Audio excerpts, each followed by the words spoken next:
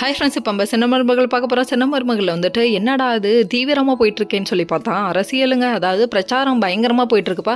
சரி இதெல்லாம் ஓகேப்பா அப்படின்னு சொல்லிட்டு யார் பண்ணுறது, நம்ம தமிழோட அப்பா வந்துட்டு விழுந்து விழுந்து கவனிச்சு பண்ணுறாரு. இவன் இவ்வளோ செய்யும் போதே நமக்கு காப்படிக்க போகிறான்னு தெரிய வேணாம். ஆனால் ஒரு பக்கம் ராசாங்கய்யா இது எதெல்லாம் தெரியாமலே உட்காந்துருக்காரு. இன்னொரு பக்கம் வந்துட்டு நம்ம சேது இருக்காரு. சேதுக்கிட்ட வந்துட்டு ஒரு 4-5 பேர் நின்று வந்து உதவின்னு சொல்லி கேட்குறாங்க. அதுவும் யார் கூட்டு வந்து, நம்ம தமிழோட அப்பா கூட்டு வந்து. அப்பயே யோசிச்சிருக்கணும். அது மட்டும் இல்லைங்க, இதுக்கு முன்னாடி ஒரு விஷயத்தில் வந்துட்டு உதவின்னு சொல்லி வந்து கேட்டு நம்ம பண்ணி கொடுத்துருக்கேன். அம்மா இப்போ ஏன் கேட்குறீங்க, இப்பெல்லாம் பண்ண முடியாது, இந்த டைமில் இப்படி பண்ணால் நம்ம பேர் கெட்டு போய்டும் அப்படின்னு சொல்லி கேட்குறாங்க. என்ன விஷயம்னு பார்த்தா தப்பான வேலைக்கு துணைப்பறாரு. இவர் வந்து அமௌண்ட் எல்லாம் வாங்கிட்டாரு, செஞ்சு கொடுக்குறோன்னு சொல்லிட்டு இப்படி பண்ணலாமாங்க?